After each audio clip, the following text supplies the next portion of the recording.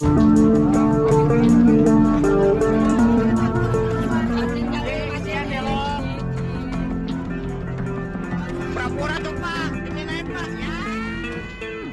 Unit Reserse Kriminal Polsek Tebet AKP Agus Herwahyu Adi mengatakan, begal bernama Satria Ramadan, 22 tahun, tewas di Tebet diduga karena kehabisan darah akibat kepala terbentur dan diamuk massa.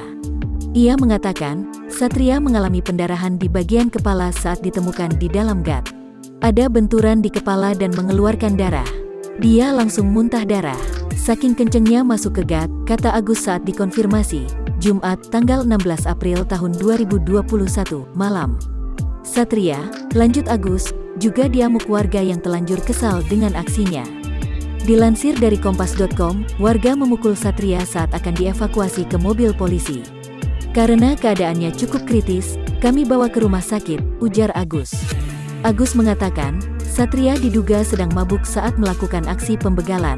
Ia kemudian masuk ke dalam gat sempit sedalam sekitar 3 meter setelah menabrak pot bunga berukuran besar di pinggir jalan. Yang menyebabkan meninggal benturan di kepala dan amukan, massa juga ya sepertinya, kata Agus. Satria meninggal dunia pada Jumat sekitar pukul 13.15 waktu Indonesia Barat.